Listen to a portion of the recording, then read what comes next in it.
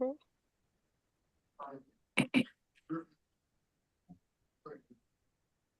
Who will be making a presentation? I think you all are trying to get set up. Yes, this is Kimberly Calloway. I will make the presentation along with Samantha Harris, and we are just waiting for our document to be shared. Okay, once it is, you can proceed. Thank you. Thank you.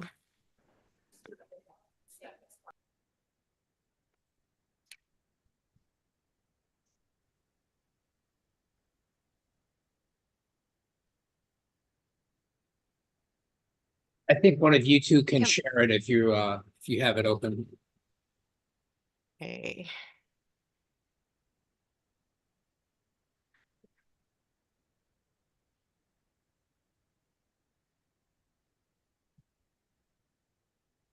I can share. Thank you. Commissioners, again, I am Kimberly Calloway. I am the Basement Backup Protection Program Manager, and I would like to take you through our Basement Backup Protection Program.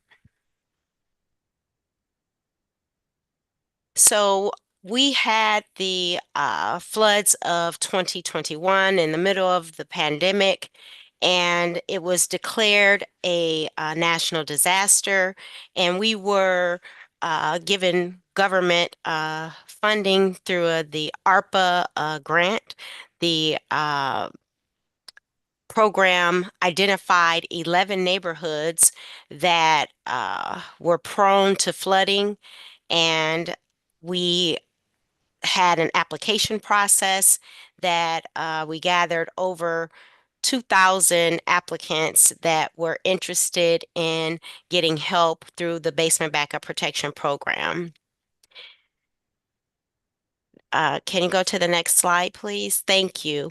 So with the program, this includes CCTV of your sewer lateral lines, disconnecting downspouts, and installing uh, extensions 3 feet from the foundation.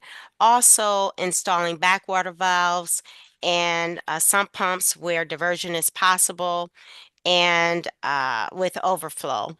So again, as mentioned, this was completely funded by the Federal American Rescue Plan Act, ARPA, and we initially, for phase one, had estimated about $6,000 per home. And it was thought that maybe a resident would be able to pay 10% of that. So we did collect $600 from participants. Not all paid. And then we brought it down to just having some skin in the game, and it was $100. So we refunded $500. And then just to make it affordable for every Detroit resident, it became a zero out of pocket to residents, and all funds that had been received were returned to the residents of Detroit. And Detroit's basement backup program is the only program in North America with backwater valves that is entirely free to residents, and contractors are doing the work. We used Detroit-based mom and pop, in some cases, contractors to do the work in the homes.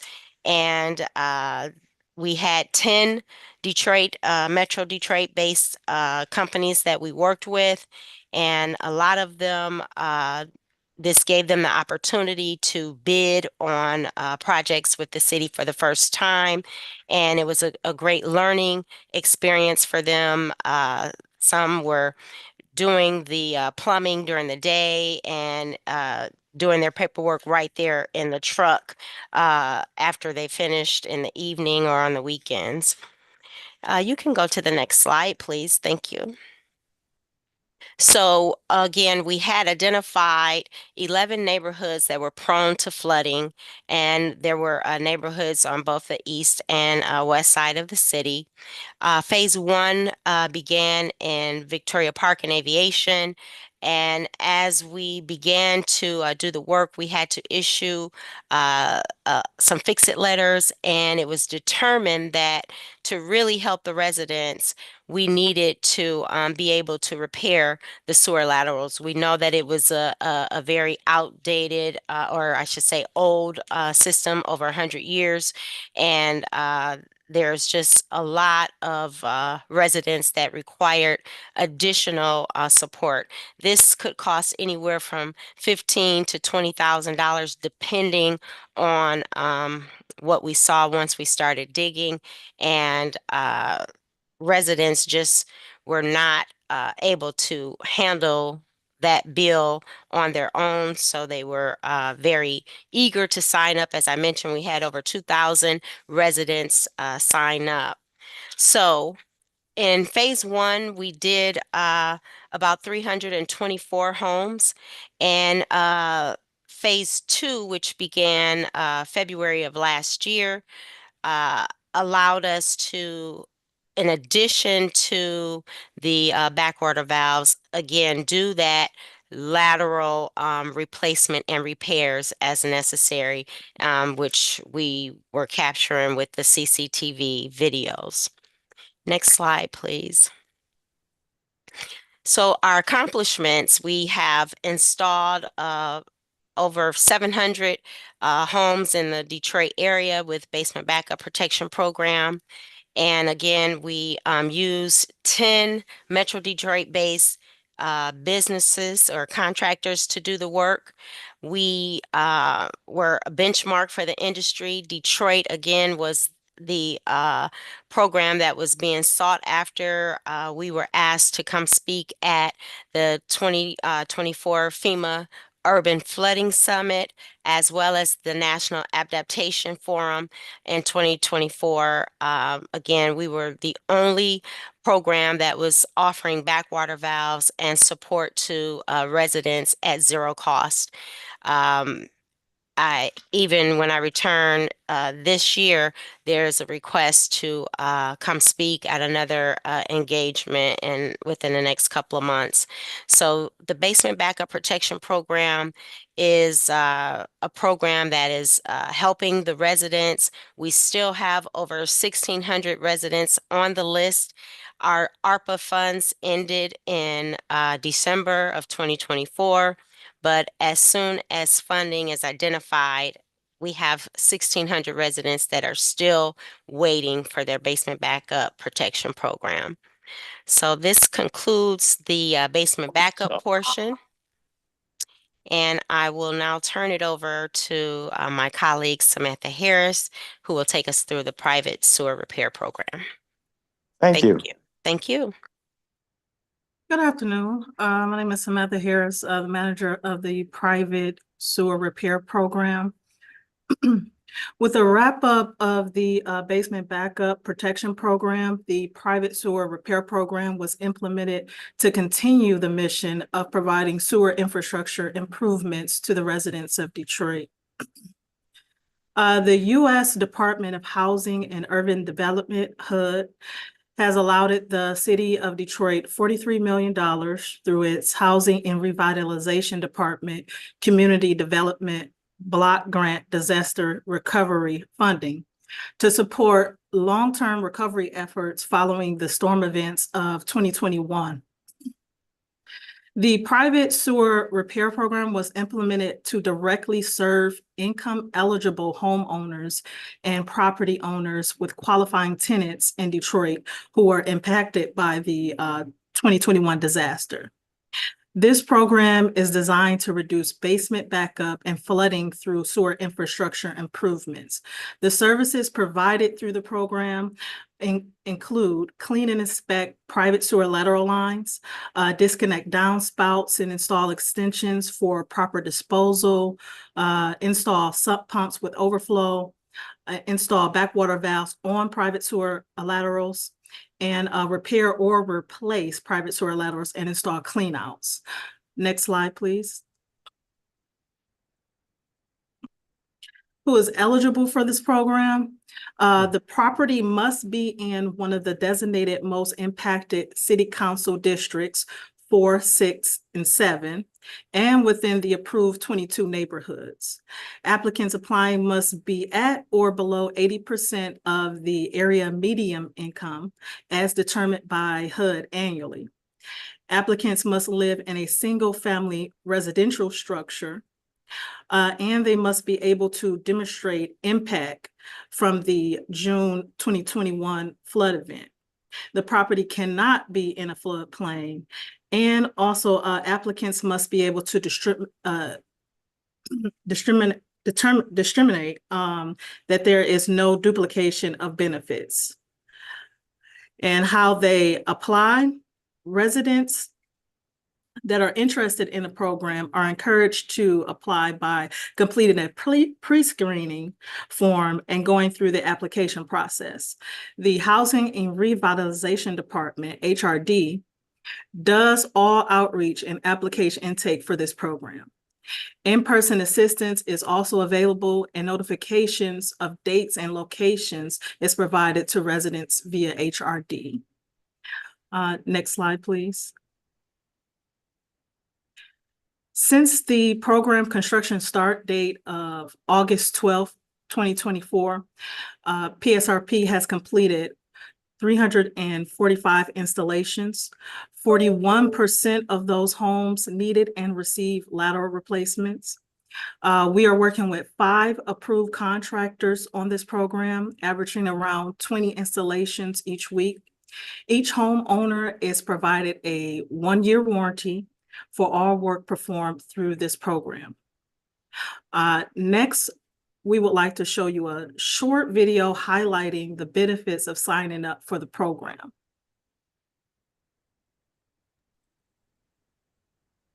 Sarah, this is the PDF, so I can't show the video. Enable at the top of the slideshow, and you'll be able to press play on the video.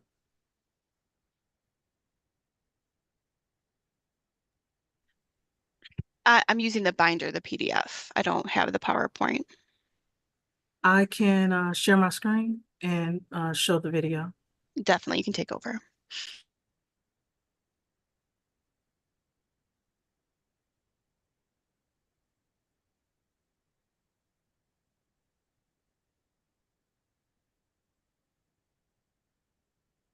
Can you see my screen?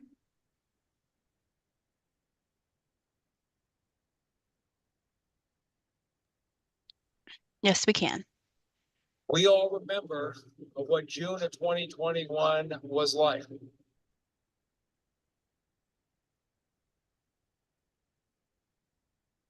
When you have huge rainstorms, at that level, the water fills our storm sewers and pushes the sewage back up in the basements. Because of this $43 million grant, we are going into the backyards, we're replacing that sewer line, and in many cases, we're fixing the city sewer back in the alley that it connects to. So we had to tear out their basement floor in order to put the backwater down. And so we adapted and changed. So now we give them the option, right? Doing it in the basement or doing it outside. I am so happy that I applied for this program. If you are in one of the 22 neighborhoods, please take a moment to sign up for the program.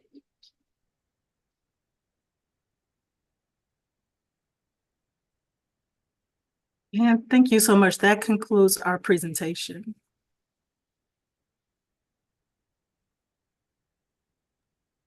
Thank you. Okay, we can get the agenda back up.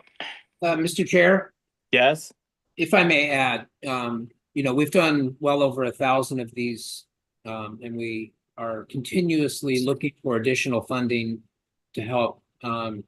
As part of our work in televising sewers and televising laterals, we're finding that about 1/3 of the sewer laterals are in need of repair, rehabilitation, or in some cases replacement.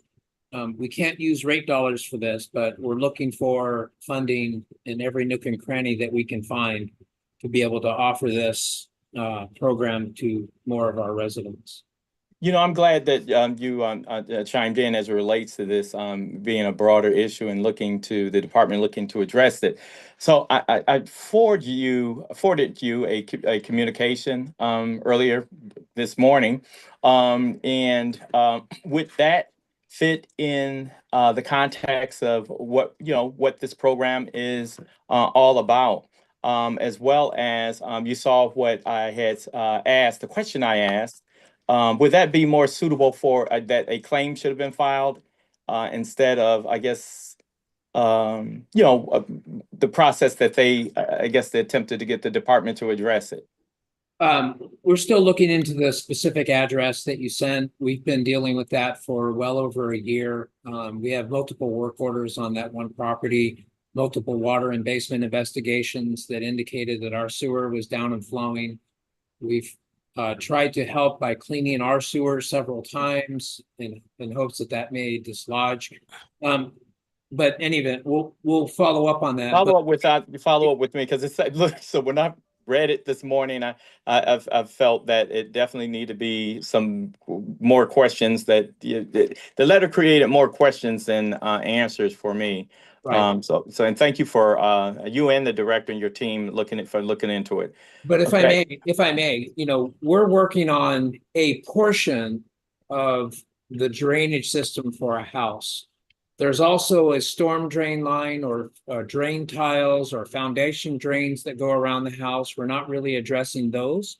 Okay. We're addressing the main sewer lateral going out to the public main, including the point of connection to the public main. And that lateral, the drain tiles, everything's 100 years old. So we're not able to fix everything, but we're able to provide, a competent connection for that house to be able to drain to the public sewer system. Okay. Thank you for that clarification. Commissioner, Any additional questions? Yes. we do have to open up the Legal and Governmental Affairs Committee, but we can wrap this up if that's what you're about to do. Yeah, let's wrap it up. It seemed like, well, unless there's any additional questions. Okay, there being none, next item on the agenda is the planning calendar. And I don't see anything so indicated. I guess that's the beginning of the year, and it'll be the chair will work out with staff to develop that. And so next item, other matters, I know of none. Next item is the next meeting of the committee will be Wednesday, February 5th, 2025. And with that, motion to adjourn is in order.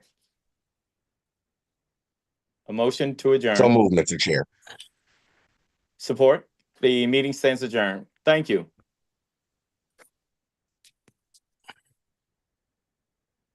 Marion, are we ready? I mean, Donald, are we ready? Yes, sir. Okay, thank you. The Detroit Board of Water Commissioners Legal and Government Affairs Committee meeting will now come to order. Would you please call the roll? Chairperson Kenlock, Present. Commissioner Blackman, Present Detroit. Commissioner Einhauser is absent. Mr. Chair, we do have a quorum. Thank you. Next item on the agenda is the approval of the agenda. Motion is in order. Approval of the agenda, Mr. Chair. Support. Okay, all those in favor signify by saying aye. Aye. Aye. Those opposed, this item stands approved. Next item on the agenda is approval of the previous meeting minutes of December 4th, 2024. Motion is in order. Approval, Mr. Chair. Support. Okay, all those in favor signify by saying aye.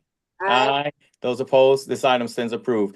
Next item on the agenda is item 5, public participation. And at this time, I'd like to ask who will be reading the public participation instructions.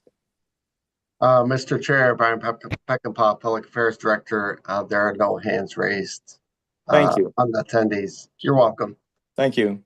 So at this time, public participation is closed, and we will now go to the next item on the agenda, which is communications. Under communications, we have the litigation report of 2025-16.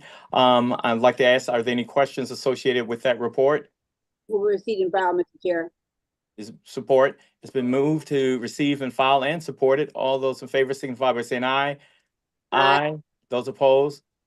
This item stands approved. Next item on the agenda is item 2025-19, the FOR report. Are there any questions associated with this report? Move receipt and file, Mr. Chair. Support. It's been moved and supported to receive and file the FOIA report. All those in favor signify by saying aye. Aye. Those opposed, this item stands approved. Next item on the agenda, 2025-14, Exhibit A-38, Green Stormwater Infrastructure Expenditure Reimbursement. Who can explain this to me?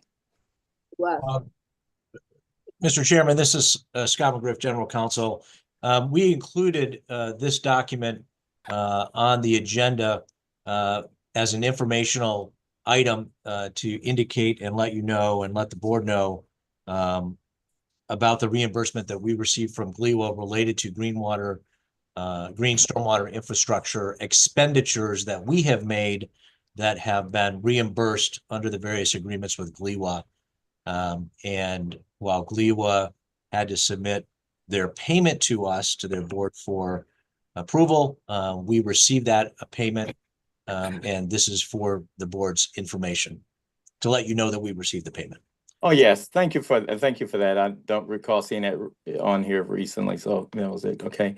Okay. We will now go to the next item on the agenda, which is unfinished business. I know of none.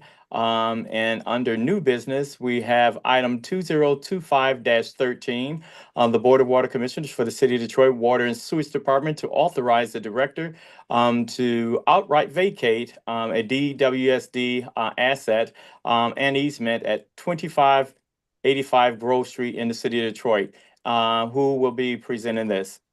Good afternoon, Commissioners. Jacob Ari, Associate General Counsel. This is a request from the property owner at 2585 Grove Street to outright vacate a combined sewer main and the easement that runs with that main. Our permits department has verified that the main only services the property that's owned by the petitioner. And so we see no reason or exclusion here that would prevent us from releasing this asset. Typically, this happens when a property owner wishes to develop the site and wishes to do so without the restrictions that come along with our easement. If you guys have any questions, I'd be happy to answer them. And with that, are there any questions? Are there any questions? There being none, the motion is in order.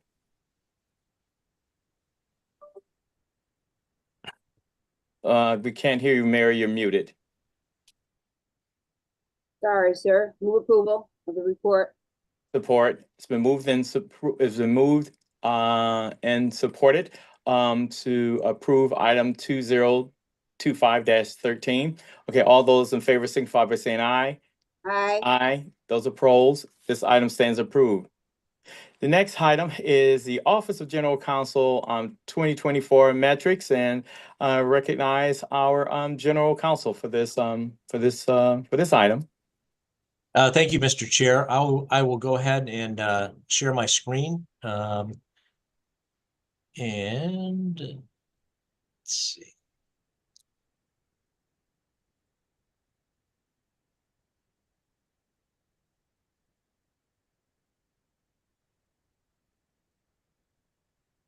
I will ask if you're able to see my screen. Now we can. Thank you. Okay, excellent. And you should see Office of General Counsel cover page. Is that correct? Yes. All right. I'm going to turn to the next page, which is selected metrics for the calendar year 2024. And I'm just going to go through each of these categories just to explain what we've got going. The first category are closed collection cases that we have prosecuted internally this year.